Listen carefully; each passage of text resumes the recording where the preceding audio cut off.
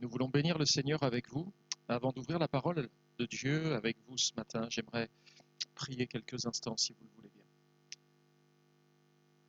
Notre bon Père Céleste, nous te bénissons. En Jésus-Christ, ton Fils, nous te rendons grâce et nous te louons pour tout ce que tu es, pour tout ce que tu fais, pour tes grâces dans nos vies. Seigneur, nous en sommes tellement indignes. Il n'y a rien en nous qui justifie, Seigneur, tout ce que tu fais pour nous. Mais dans ta grâce, dans ta bonté, ton amour, Seigneur, qui est incommensurable et inconditionnel, il t'a plu de nous aimer, Seigneur, et de venir te révéler à nos vies. Nous sommes infiniment reconnaissants pour ce que tu es, pour ce que tu fais, pour ce que tu as préparé pour nous, pour le plan parfait qui est le tien et qui se déroule magnifiquement. Même si nous pouvons avoir quelques angoisses, quelques craintes par-ci et par-là, Seigneur, nous nous en remettons à toi, toi qui guides, qui conduis et qui dirige toutes choses.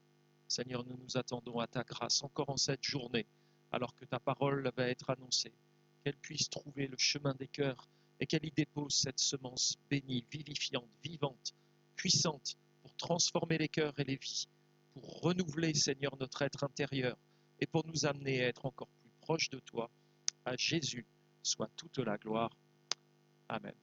J'aimerais lire avec vous deux passages des Écritures qui sont deux parallèles. Ça va, la notion de parallèle, ça ne vous dérange pas? Donc on les retrouve dans plusieurs livres de la Bible.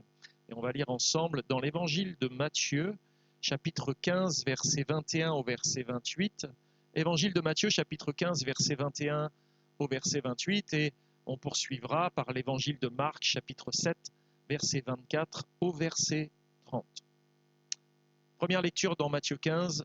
Jésus étant parti de là, se retira dans le territoire de Tyr et de Sidon.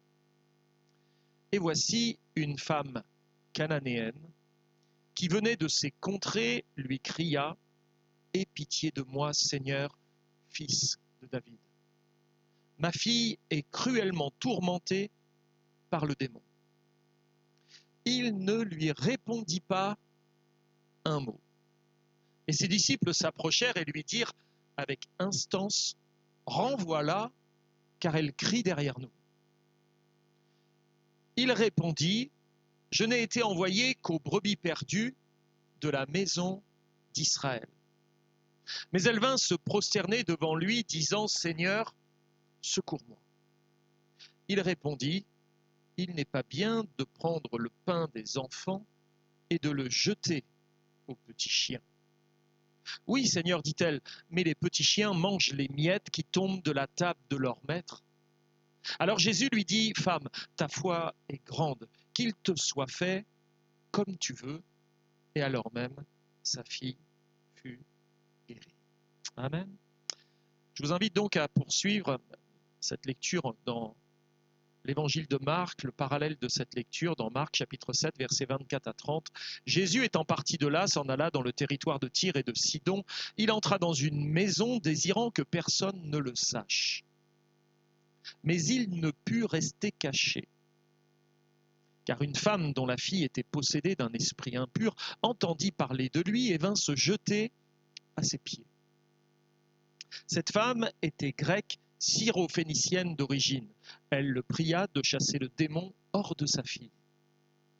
Jésus lui dit « Laisse d'abord les enfants se rassasier, car il n'est pas bien de prendre le pain des enfants et de le jeter aux petits chiens. » « Oui, Seigneur, lui répondit-elle, mais les petits chiens sous la table mangent les miettes des enfants. » Alors il lui dit « À cause de cette parole, va, le démon est sorti de ta fille. » Quand elle rentra dans sa maison, elle trouva l'enfant couché sur le lit.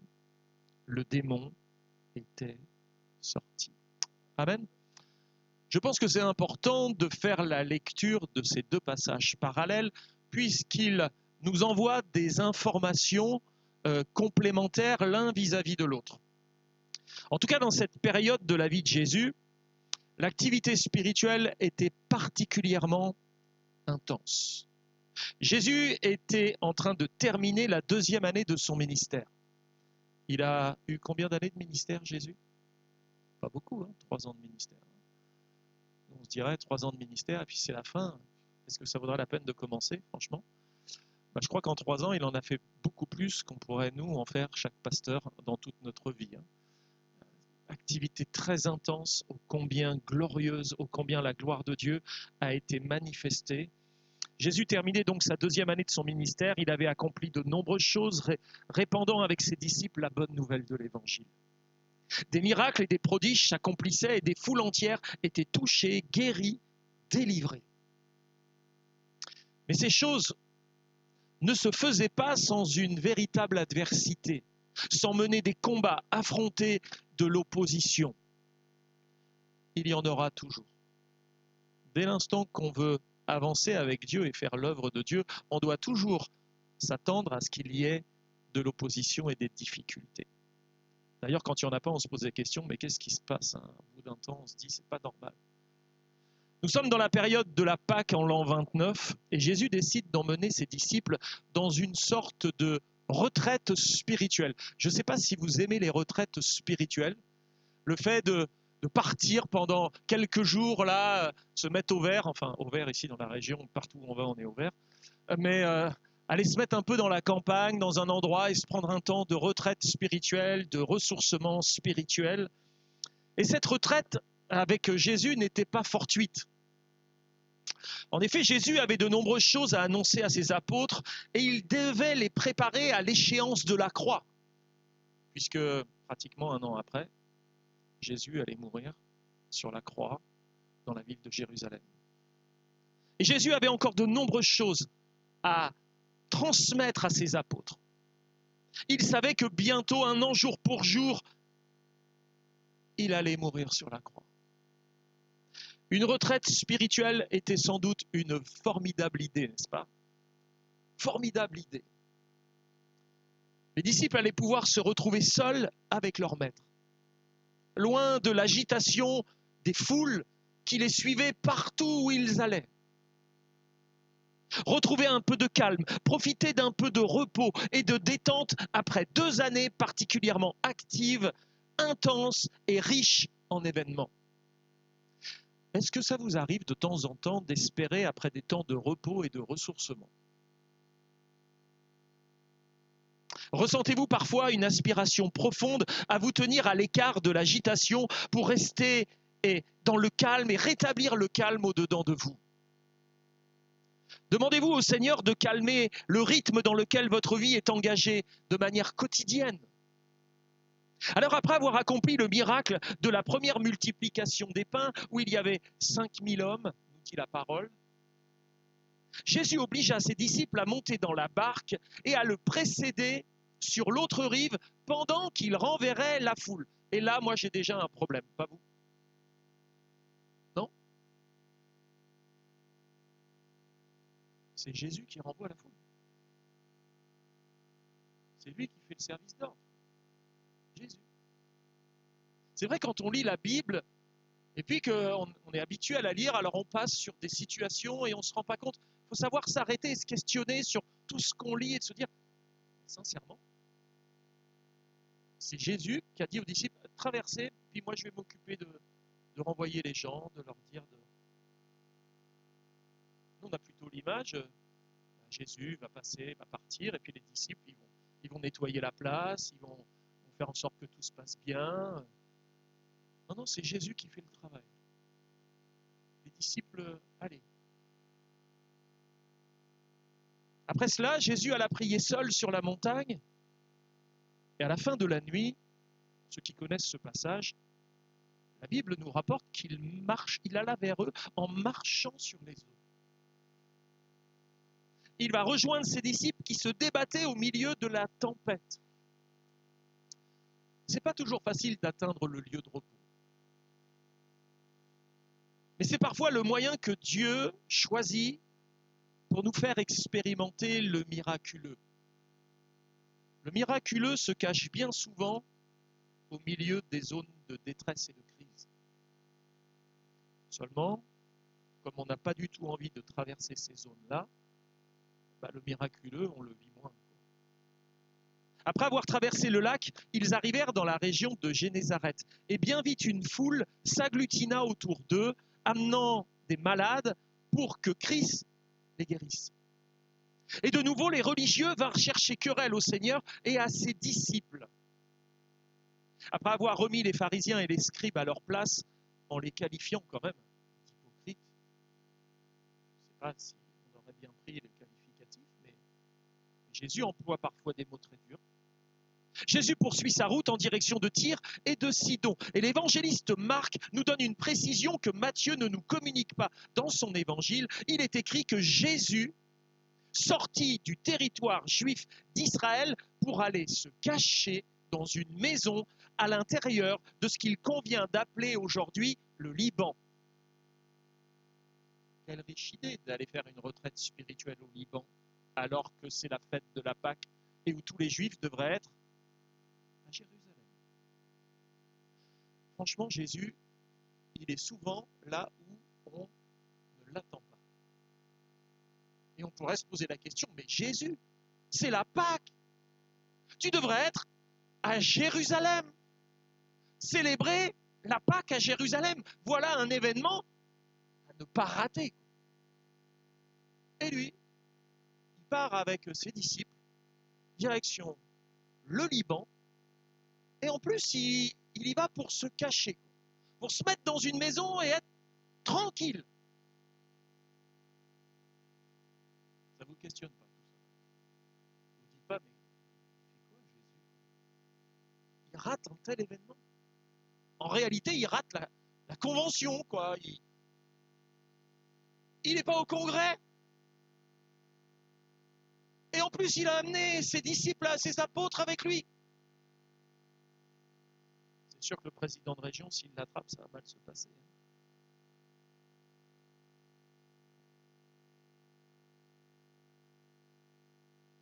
Ce lieu avait de quoi étonner. Lorsque l'on voit le Seigneur et ses disciples s'y rendre en pleine fête de la Pâque, parce que ces contrées symbolisaient le paganisme et l'idolâtrie. Qu'est-ce que fait Jésus dans cet endroit-là? Ce territoire nous rappelle les guerres du temps de Josué et des juges, les faux cultes, les sacrifices humains, les perversions religieuses et morales. Voilà ce que renvoie cette région du sud Liban. Drôle d'endroit pour aller faire une retraite de Pâques, sincèrement.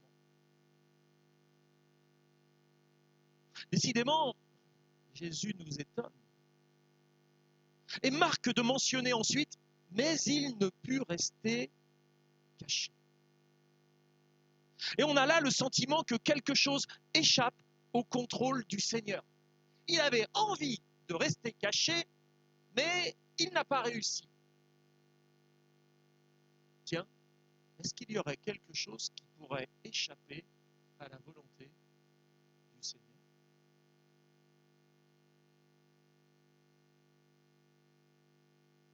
Pourtant, il semble que quelque chose échappe au contrôle du Seigneur et va à l'encontre de sa volonté. Mais une bonne connaissance du Seigneur ne peut nous laisser penser une telle chose.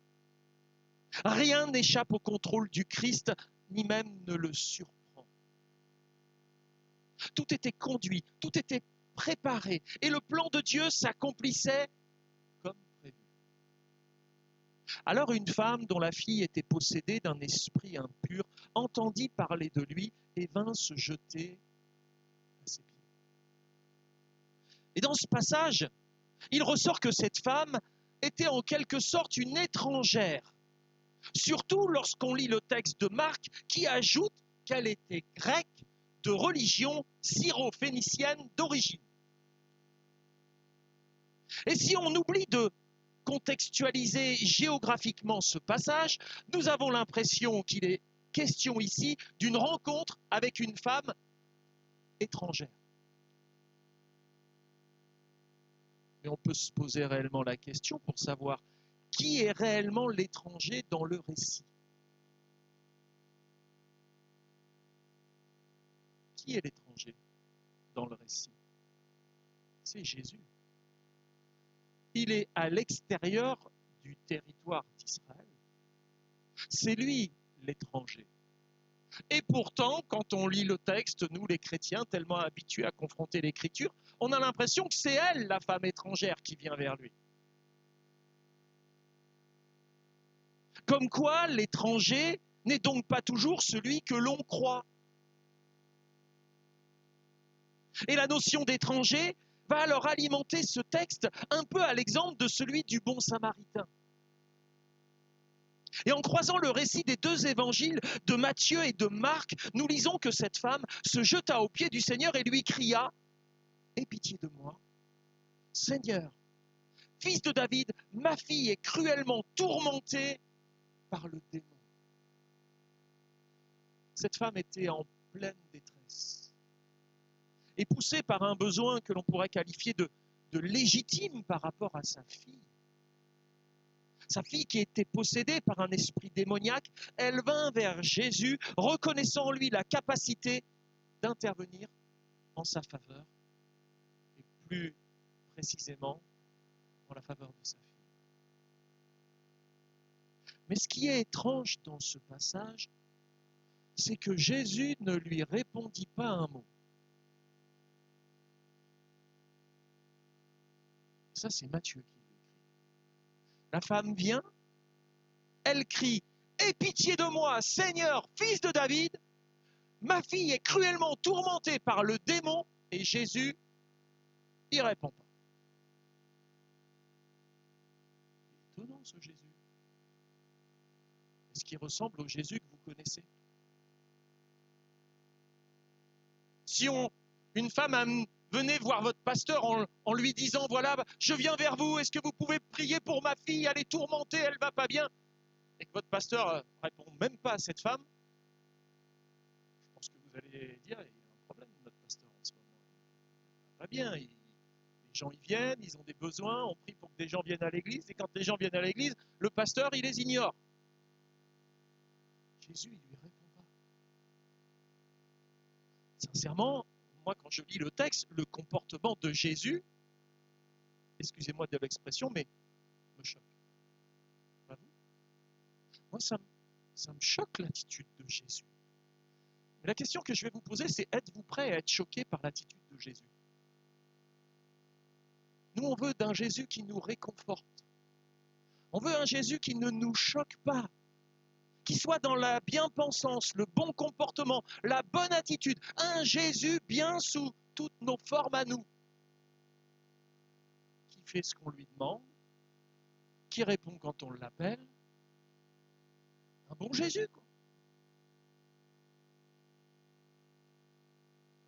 Mais un Jésus que quand on lui parle, il ne nous répond même pas.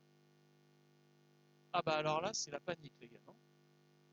Il ne me répond pas.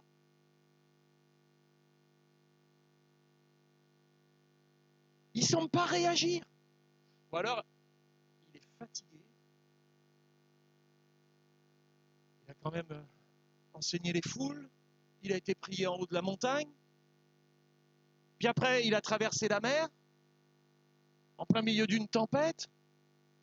Je pense que là, c'est pas le moment de le déranger. Il doit être fatigué. Mais la question s'impose, pourquoi il ne semble pas réagir? Était-il épuisé, lassé? Ou peut-être s'était-il dit, allez, je me prends un temps de vacances spirituelles. Là, il y a les vacances qui arrivent. J'espère que vous ne vous dites pas, pendant les vacances, c'est vacances spirituelles. Plus d'église, plus de prière, plus de lecture de la Bible, plus rien. Est-ce que vous croyez que Jésus pouvait se mettre en vacances spirituelles? Ben non. Peut-être avait-il des préjugés quelque peu racistes vis-à-vis des étrangers à Israël. Comme beaucoup de ses contemporains juifs d'ailleurs avaient des préjugés, surtout ceux qui n'étaient pas juifs. Ou alors il avait d'autres priorités à s'occuper. Préparer le barbecue pour le midi, ou je ne sais pas quoi. Et quand nous lisons Marc 7, 24, nous comprenons clairement que Jésus n'était pas venu dans ce territoire dans l'idée d'évangéliser, puisqu'il voulait rester caché. Devons-nous alors comprendre que la mission de Jésus n'était pas d'intervenir hors du champ des besoins d'Israël? Ou alors cet épisode est là pour nous faire découvrir l'aspect universel de sa mission. Jésus gardait le silence afin qu'un message important puisse être délivré. Vous savez, quand Jésus parle pas, il parle quand même.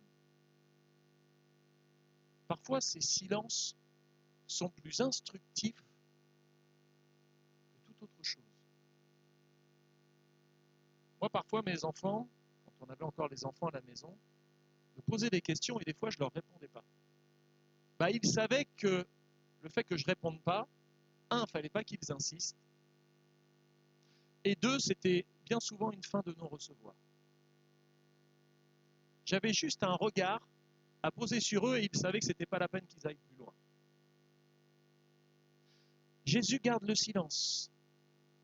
Mais pendant ce silence, quelque chose d'important est en train d'être délivré. Les silences de Jésus parlent tout autant que les plus alimentés de ses discours. D'ailleurs, vous savez que le plus alimenté discours de Jésus dans la Bible, il se trouve à quel endroit d'ailleurs? Le discours le plus alimenté de Jésus dans la Bible. C'est dans l'évangile de Matthieu, au moment du sermon sur la montagne. Si vous le lisez calmement, vous allez mettre quelques minutes, 3-4 minutes à le lire. C'est-à-dire que le plus alimenté des discours de Jésus, c'est 3-4 minutes, quoi. Pour moi, je vais battre son record. C'est d'ailleurs peut-être un problème chez les pasteurs, on parle beaucoup trop des fois. Jésus garde le silence. Que devons-nous comprendre de ce passage? Une des premières questions à se poser lorsque l'on fait de l'herméneutique est la suivante. À qui s'adresse le texte? À votre avis, quand Matthieu, inspiré, va rédiger ce texte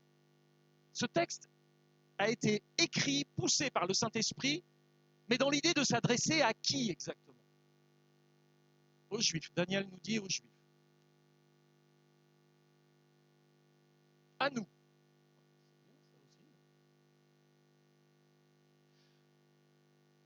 Potentiellement, il y a 3 types de personnes auxquelles Jésus peut s'adresser dans le passage. 1, la femme dont il est question. Les disciples qui sont autour de Jésus. Et puis nous. Si ce message s'adresse à nous, que devons-nous en comprendre? Qu'il nous faut parfois accepter le silence de Dieu, c'est ça? C'est la leçon du texte, puisque Jésus dit rien. On tire la leçon, nous devons accepter les silences de Dieu. Oui, je t'entends, oui. Que l'on doit insister et supplier dans la prière. C'est-à-dire que peut-être on va l'avoir à l'usure. Vous savez, comme le petit là, qui est dans le rayon jouet et qui tanne sa mère. Moi, j'en ai vu se rouler par terre même. J'ai vu des mères partir de honte, l'abandonner dans le rayon, partir. Une mère a abandonné son enfant dans le rayon jouet. Le petit Hervé réclame sa mère à l'accueil. Ça sent le vécu, ça. Doit-on insister, supplier dans la prière, user le Seigneur? Ou s'agit-il plutôt de révéler l'absurdité d'un certain type de raisonnement qui crée des barrières inacceptables? C'est quoi la leçon du texte? Jésus, en ne répondant pas, laissa ses disciples réagir. Ouais, parce que quand Jésus ne parle pas, bizarrement, les disciples, eux, ils réagissent. Et quand Jésus ne nous parle pas, nous, on réagit. Non? Oui, on réagit. Et les disciples vont réagir, comme il nous arrive parfois de réagir quand Jésus semble ne rien faire dans notre vie. Matthieu chapitre 15, verset 23, « Il ne lui répondit pas un mot, et ses disciples s'approchèrent et lui dirent, avec instance, c'est-à-dire que là aussi, il y a du poids dans les mots, avec instance, et là, l'apothéose, renvoie-la. Parce qu'elle crie derrière nous, là. Aïe, elle est pénible, cette femme. Alors, on a un Jésus, sauveur du monde, qui ne répond pas à la femme qui a une prière légitime. Derrière, il ne dit rien. Les disciples passent à l'attaque et ils disent à Jésus, renvoie-la. Vous n'êtes pas choqués, vous. Vous assistez à la scène ce matin avec moi, il n'y a rien qui vous choque. Vous n'êtes pas outrés là. Moi, je suis choqué. Le texte me choque. L'attitude de Jésus me choque, l'attitude des apôtres me choque. Comment c'est possible? Ah, c'est toute une bande de patriarcat, des misogynes, ils n'aiment pas les femmes. Ah, ces hommes. On va dans ce terrain-là? Est-ce que vraiment on va trouver Jésus dans cette attitude? En tout cas, posez-vous la question, qu'est-ce que je pense d'une telle attitude? Quand on considère le grec, Daniel, tu me reprends si je dis des bêtises, apoluo, de l'expression renvoie-la, cela peut se traduire aussi par délie-la ou délivre-la. Ah bah tiens, ça n'a pas le même sens. Les apôtres ne sont pas encore en train de dire renvoie-la, mais Seigneur, délie-la, libère-la. Desserre ses liens pour lui donner la liberté de s'en aller librement. Là, c'est bizarre, mais le choix de traduction nous renvoie à autre chose.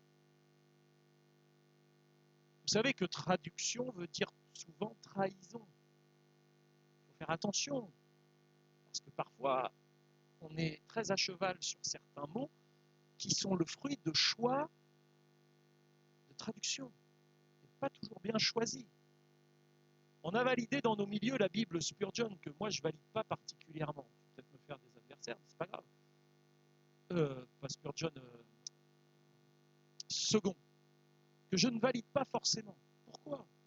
Parce que Second était un pasteur libéral et la commande de sa Bible était une commande libérale. Donc l'objectif, ce n'était pas d'être au plus près du texte, mais d'influencer par la pensée libérale le texte. Et dans des choix de traduction, on voit la pensée libérale agissant dans le texte de Louis II. Donc attention à nos traductions, de ne pas se dire, puisque c'est une Bible comme ça, tout est bon et je prends tout. Il faut faire très attention.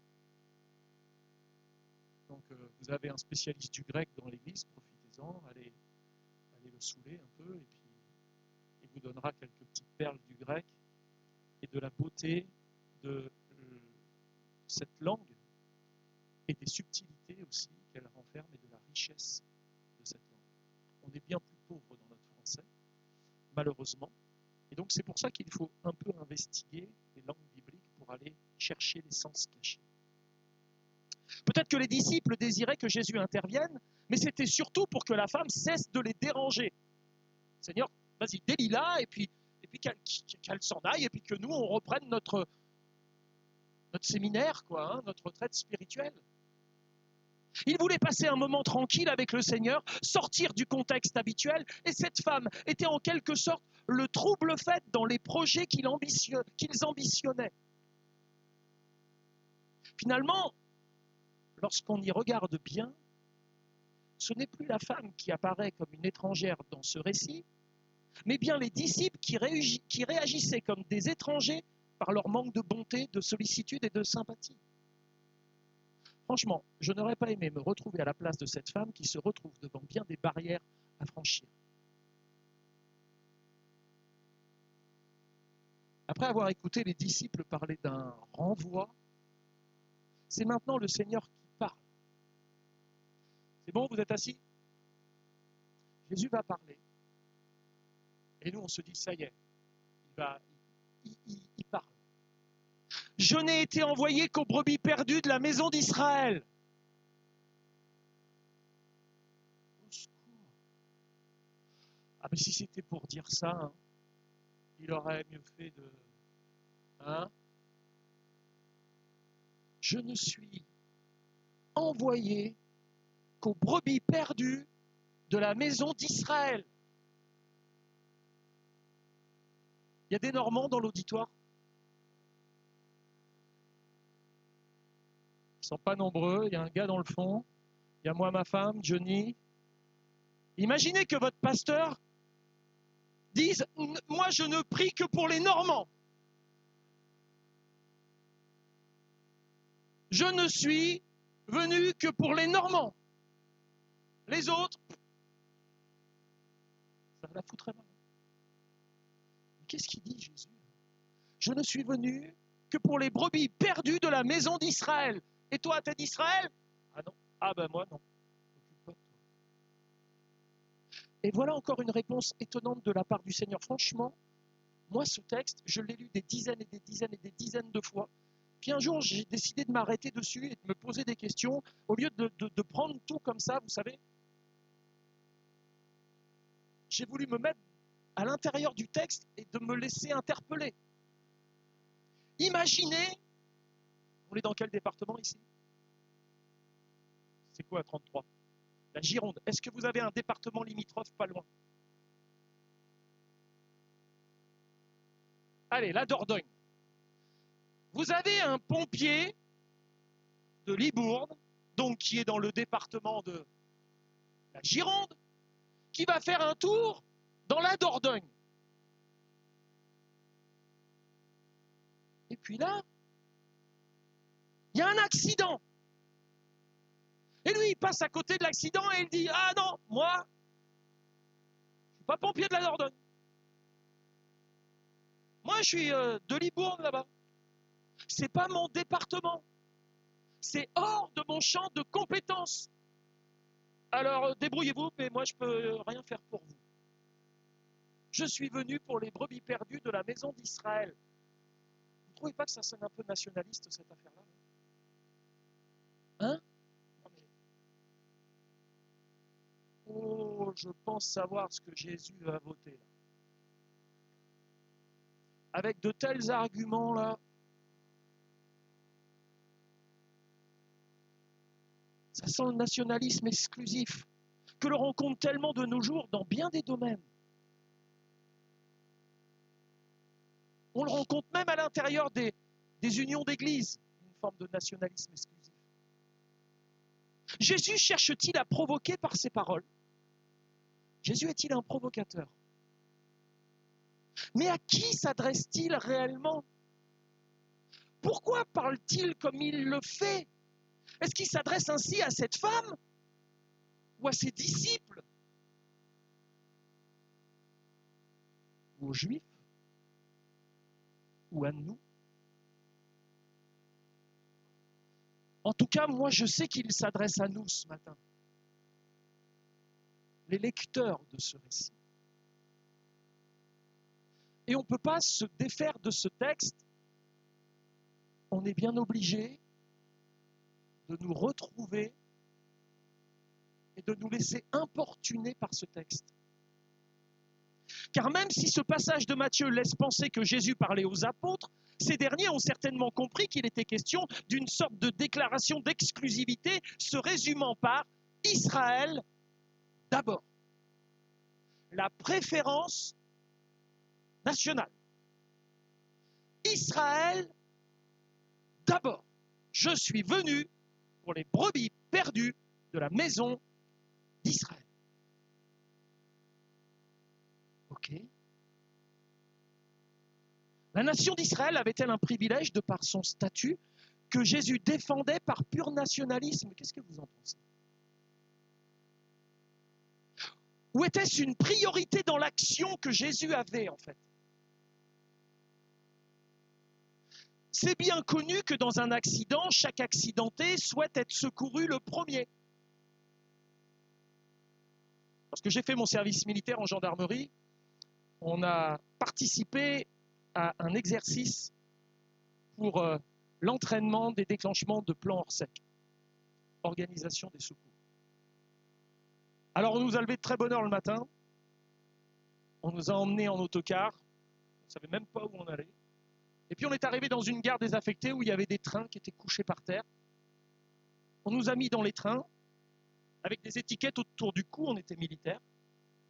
Alors moi je devais avoir une jambe cassée, une clavicule.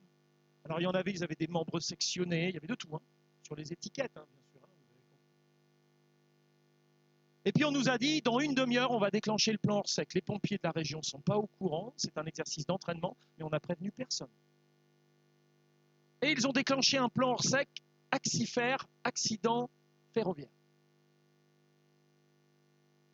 À l'heure prévue, le préfet de la Sarthe, puisque j'étais en train de faire mon service militaire au Mans, a déclenché le plan Orsec accident ferroviaire. Et tous les services de secours sont arrivés, c'était impressionnant. Impressionnant. Il y a même un hélicoptère qui est arrivé pour évacuer des gens accidentés. Et les pompiers sont arrivés dans le train, ils ont compris qu'ils étaient sur un entraînement, et ils ont commencé à regarder les étiquettes. Et en fonction des étiquettes, ils vous lâchent. Alors moi, ils m'ont lâché. T'as une jambe cassée, une clavicule, on s'en fout de toi. Toi là, mon gars, t'es pas prêt d'être évacué. Alors ils allaient vers les amputés, les gens éventrés, enfin, je vous passe. Et puis ils ont fait les évacuations, ils ont mis les gens dans les ambulances et les amenés jusqu'aux hôpitaux. Donc nous, les militaires, on était éparpillés de partout. Après, il a fallu rassembler tout le monde, mais il y a eu un tri qui a été fait. Est-ce que Jésus était dans cette logique que d'abord Israël, parce qu'ils sont dans un tel état que là, c'est les pires. Il faut que je m'occupe d'eux, et puis après, on verra après. Lorsqu'on lit dans l'évangile de Luc, chapitre 5, versets 31 et 32, nous voyons que Jésus travaillait selon un critère d'urgence. Oui, oui. Ce ne sont pas ceux qui se portent bien qui ont besoin de médecins, mais les malades. Je ne suis pas venu appeler à la repentance des justes, mais des pécheurs. Alors Jésus n'a rien à faire dans l'église de Libourne. On n'est que des justes, sincèrement. Même si on l'invite, il va dire non, moi je ne suis pas venu pour les bien portants, je suis venu que pour les malades, pour les injustes, les pécheurs, donc je vais plutôt aller traîner dans les quartiers de Libourne, parce que là au moins j'ai quelque chose à faire. Est-ce que vous pensez que vous avez besoin de Jésus ou pas ce matin? Ok. Donc on n'est pas si bien que ça. On a encore besoin de lui. Qu'est-ce qu'on doit comprendre avec ce texte qui est tellement gênant? Enfin, moi, il me gêne. Toute écriture est inspirée de Dieu, mais ce passage-là, je me dis, mais pourquoi l'avoir écrit? Ce que je comprends, c'est qu'Israël avait plus besoin de l'intervention de Jésus que cette femme, même si elle était confrontée à un problème difficile. Car nous ne devons pas oublier qu'Israël avait été choisi par Dieu. Pourquoi? Pour être les prêtres des nations et les porteurs du message d'amour. Un message qui était inclusif, mais qu'ils ont rendu exclusif. On ne veut pas de vous si vous n'êtes pas né juif. Un message d'amour, de justice, de sainteté de Dieu, destiné à toutes les nations du monde. Mais au-delà d'Israël, ce message s'adresse clairement à nous ce matin. Nous qui sommes dans l'Église et qui bénéficions des soins du maître et du médecin. Tout cela parle de notre état en rapport avec notre mission. Cela témoigne du triste, excusez-moi du constat, du triste état du peuple de Dieu qui accapare tellement le Seigneur par ses besoins que le monde est contraint d'attendre. Seigneur, occupe-toi de nous. Et tellement le Seigneur est accaparé par nous que le monde doit attendre. Moi, je suis venu pour les chrétiens de Libourne, les autres, on verra après. Le monde est contraint d'attendre, de patienter, pour être soulagé de ses peines. Mais toute la création soupire, vous savez. Elle a un besoin qu'elle ignore, mais elle a un besoin. Seigneur, secours-moi, criera la femme au verset 25. Et Jésus de lui répondre, ça va, vous êtes toujours assis? Il n'est pas bien de prendre le pain des enfants et de le jeter aux petits chiens. Ah là, il est tellement dur, non? Waouh, la parole là.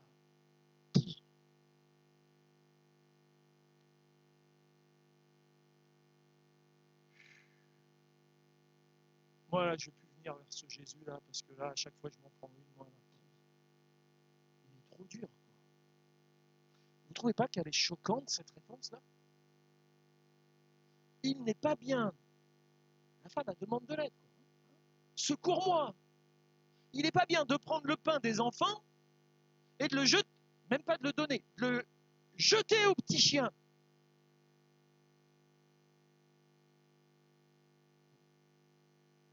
Choquant, non, Johnny? Et beaucoup pensent ici au chien en tant qu'animal impur, tel que le contexte juif en parle. Et ainsi, ils interprètent cette parole pratiquement comme une insulte que Jésus fait à cette femme. Et dites-moi, est-ce que vous pensez que Jésus insulte cette femme? Et à partir d'une telle interprétation, il est alors nécessaire de prêter à cette femme des sentiments profonds d'humilité, la mettant ainsi en capacité de recevoir du Seigneur. Tu ne te rends pas compte, elle a accepté d'être assimilée. Un djoukel, quoi, un chien. Un petit chien. Les manouches dans le fond, ils rigolent. Ah, il a parlé à romanesque, le frère. Zinda, il connaît le romanesque. C'est pas possible. Il raconte romanesque. Tu vois? D'où il vient ce gadjo, là? Tu te rends compte, mon petit frère? La femme, elle accepte d'être comparée à un djoukel. Un petit chien, un chien. Oui, c'est sale, ça. Quelle humilité elle a, la femme. Elle est trop humble. Beaucoup trop humble. Seulement, rien n'est moins vrai, car le Seigneur ne nous bénit pas selon nos mérites personnels. C'est pas parce que la femme a accepté d'être comparée à un chien que Jésus va dire, allez, je bénis ta fille. Elle a été humble, la femme, alors Jésus lui a accordé en fonction de son humilité. C'est son humilité qui a permis à Jésus d'agir dans sa vie. Ben non, Jésus, il n'agit pas sur nos mérites. Eh oui, merci. Merci Seigneur de ne pas agir sur nos mérites, parce que si tu le faisais, on ne serait pas souvent bénis. D'ailleurs, lorsque l'on regarde le texte grec, Daniel, tu me dis, tu secoues le drapeau, là, si ça va pas. Il n'est pas question de chiens errants, mais de petits chiens du grec cunarion. Les cunarions, qui étaient en réalité les chiens domestiques, qui vivaient à l'intérieur des maisons. Ce n'était pas le chien galeux qui traîne dans la rue, là, qui mange dans les poubelles. Non, c'est le petit chien à sa mémère. Vous savez, celle que tu as sur les genoux, là, l'après-midi, que tu caresses toute la journée. Celui qui aboie tout le temps, là. C'est celui-là, c'est le cunarion. C'est le chien de la maison. Les gitans, là, je vais les écurer. C'est celui qui te lâche la figure.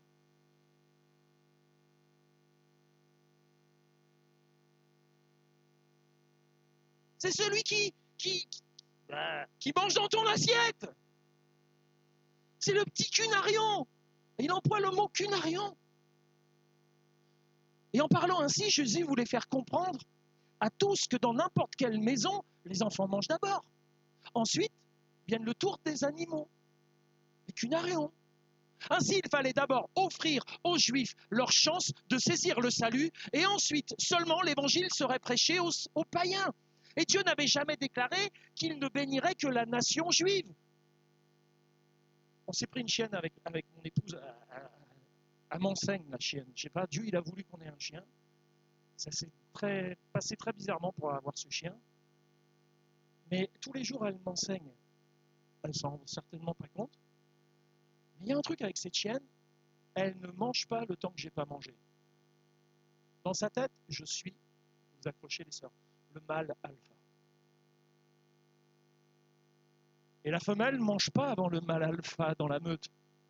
Alors je mange, et une fois que j'ai mangé, je lui dis, Birdie, et là elle vient, et il faut que je lui donne le premier morceau de viande dans sa gueule, et alors après elle peut manger. Sinon elle ne touche pas. Ok. Il n'est pas bien de prendre le pain pour les enfants là, et de le donner d'abord au petit chien. Tu ne vas pas faire passer le petit chien, le cunarion que tu aimes pourtant, qui il dort sur tes genoux, tu ne vas pas le faire passer avant tes enfants. Mais on sait que ce n'était pas quelque chose d'exclusif, du nationalisme. Dès le début, Dieu avait promis à Abraham que toutes les familles de la terre seraient bénies en lui. Le message de l'évangile n'était pas réservé à un peuple. Et la femme va répliquer, « Nous autres, chiens païens, sommes heureux de manger sous la table les miettes des enfants. » En effet, les chiens mangent les miettes qui tombent pendant que les enfants continuent de se rassasier. D'ailleurs, le cunarion de la maison, il n'est pas bête. Il se tient là, et les enfants, quand ils n'aiment pas, t'as le cunarion qui rend service, lui. Il a délivré moi, il y avait un cunarion chez mes parents, il m'a délivré au niveau alimentaire. Il a mangé des choses que moi je ne voulais pas. Il était bénissant. Et le pire, c'est quand le cunarion, il n'en veut pas non plus. Alors là, t'es mal. Quand ta mère a voit que tout est sous la table, là, c'est un peu un problème. Mais bon. Vous connaissez tous ça, je pense. Hein. En effet, les chiens mangent les miettes qui tombent de la table, les miettes des enfants.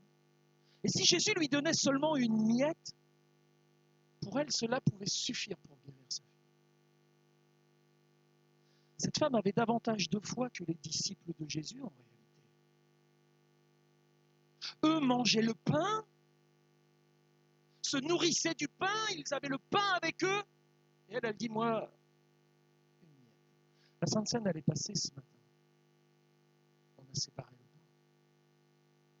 Et autant de fois où on veut aller au pain, on peut y aller. Vous n'avez pas de cunarion dans votre église? Moi, souvent, dans les églises où j'étais pasteur, il y avait des petits cunarions. Des petits cunarions de 6 ans, de 5 ans, de 3 ans. Alors, une fois que le culte était terminé, ils s'approchaient de la table et ils regardaient le pain. Alors moi, je les regardais et je disais, vas-y, tu peux en prendre, vas-y, prends. Puis une fois dans une église, il y a des gens qui sont venus me voir, des frères et des sœurs, en disant, c'est le pain de la Sainte Seine, il ne faut pas laisser les enfants le manger. Hein. Ah bon? On le jette à la poubelle, c'est mieux? Le pain dans lequel tu mets une notion de sacralité, on le met à la poubelle alors. Et on en fait quoi? Là, il reste plein de pain pour les cunarions. Hein.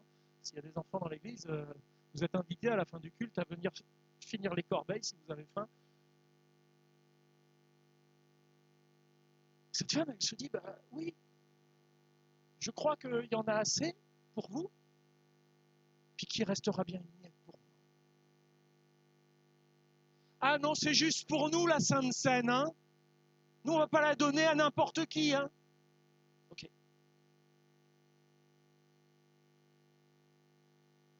Jésus va lui répondre, femme, ta foi est grande.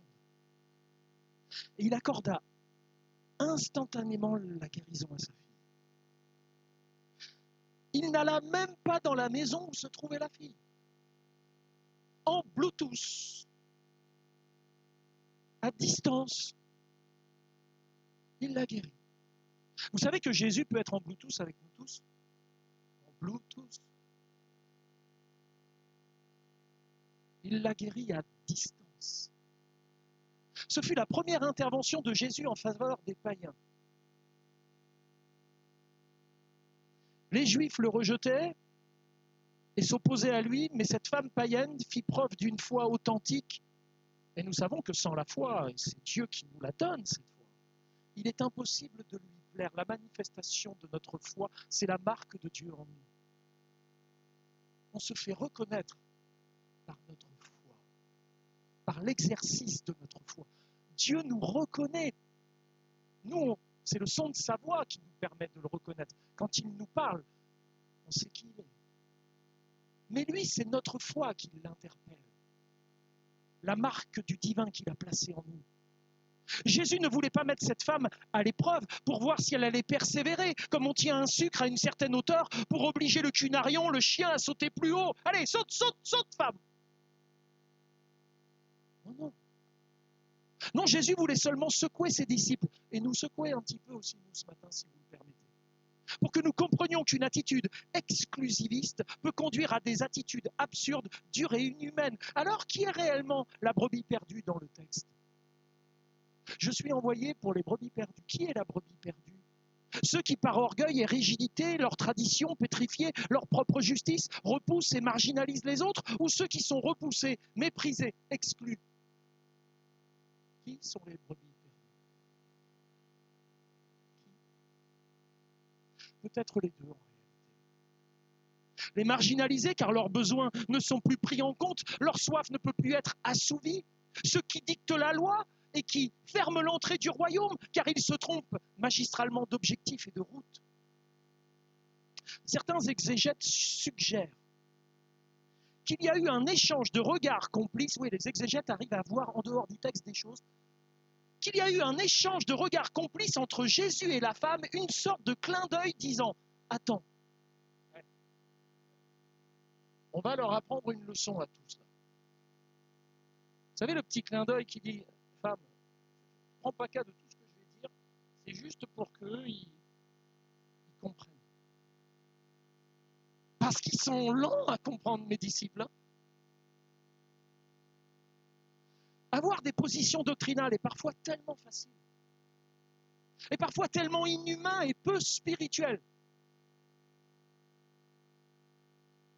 La retraite spirituelle prenait fin et personne ne semblait être offusqué de ce qui s'était passé. Ni les disciples, qui auraient dû l'être en raison de leur éducation et de leur milieu, mais cela n'est pas ainsi qu'ils avaient appris à connaître Jésus. Ni la femme qui ne perdit pas le nord, puisqu'elle était du nord. Seigneur, tu as raison, mais je me contenterai des miettes. Elle ne s'offusque pas, elle ne se décourage pas, elle n'argumente pas, elle n'a pas de propos féministes, elle ne va pas sur la plateforme stopabu.com, elle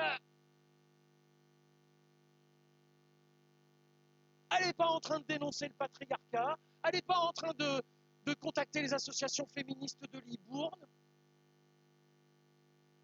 Elle ne s'offusque pas, ne se décourage pas, n'argumente pas, ne proteste pas. Bien au contraire, elle y voit un encouragement à s'approcher et à accepter les miettes.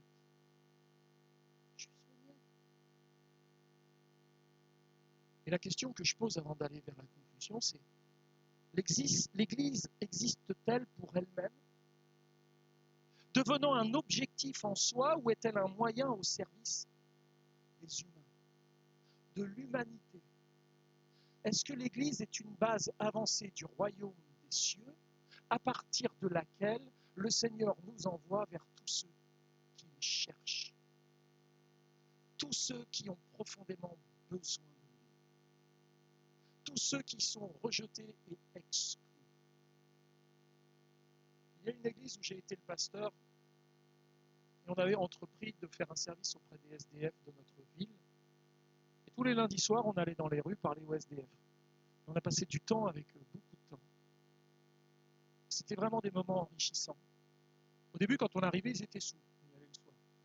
Donc ils avaient toute la journée derrière eux de consommation. Et après, quand ils ont su qu'on allait venir tous les lundis soirs, ils ne buvaient pas le lundi. Pour pouvoir discuter avec nous. C'est beau, non? Bon, ils buvaient tous les autres jours, mais pas le lundi. Puis à un moment donné, certains sont venus le mardi à la prière. Je me souviendrai toute ma vie de ce SDF qui est décédé aujourd'hui. Il s'appelait Pascal. Il est venu s'asseoir dans l'église, et puis il a sorti son oignon, et il mangeait son oignon cru. Et là, les sœurs qui étaient sur le rang se sont décalées de 7-8 rangées. Vous savez.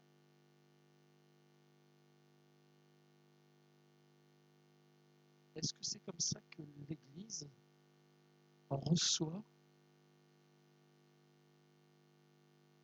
ceux qui sont à l'extérieur? Est-ce que l'Église, c'est la fin en soi?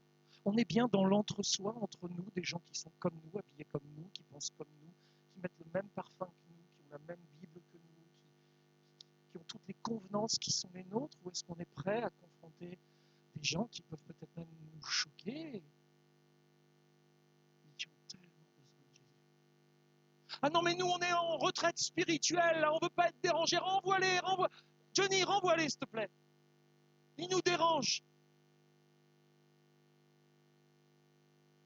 Je suis là pour vous secouer, parce que je pense que vous avez un pasteur qui aime l'évangélisation. J'espère que vous l'aimez aussi. Mais quand le Seigneur va vous envoyer des étrangers, mais des étrangers à tout ce que vous êtes, est-ce que vous allez les repousser ou les accueillir? L'Église existe-t-elle pour elle-même, devenant un objectif en soi, ou est-elle un moyen au service des humains? Est-ce que l'Église est un navire de croisière ou un bateau de sauvetage? Alors que les religieux fêtaient la Pâque à Jérusalem, Jésus emmena ses disciples en terre inconnue. Vous connaissez la fameuse émission Voyage en terre inconnue. Il emmena ses disciples en terre inconnue.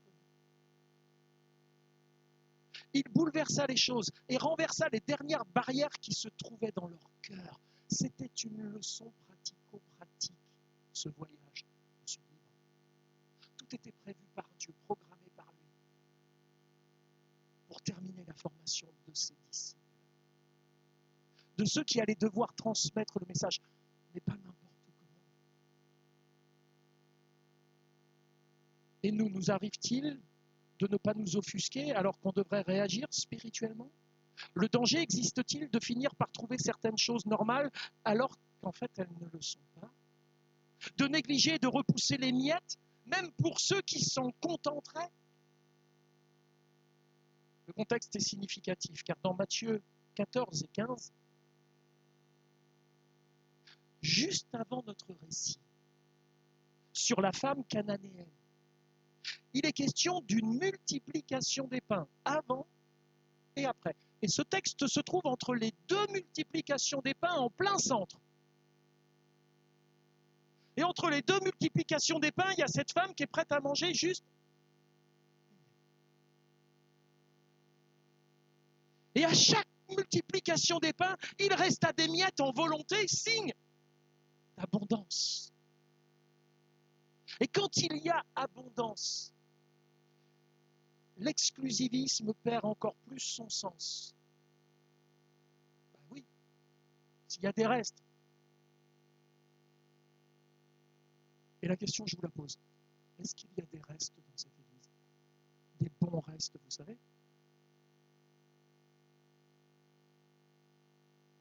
Est-ce qu'on va les jeter? Est-ce qu'on va les distribuer, ces restes?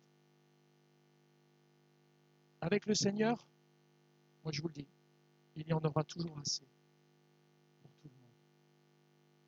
Pour tout le monde. Et si on croit qu'il n'y en aura pas assez, alors je vous invite à croire dans le miracle de la multiplication. Parce que quand Dieu veut que l'on répande ce pain à ceux qui ont faim, alors on peut s'attendre à ce qu'il y ait des miracles. Si c'est juste pour se faire des tables entre nous, il sait très bien qu'on arrivera à le faire avec ou sans lui. Les gens du monde s'en feront des tables. Mais nous avons un objectif qui est tout autre que juste nous rassembler et faire des tables. Notre objectif, c'est d'aller donner à ceux qui n'ont rien. D'aller vers ceux qui sont tellement dans l'attente, dans le désespoir. Les ténèbres de ce monde s'épaississent. Et c'est formidable.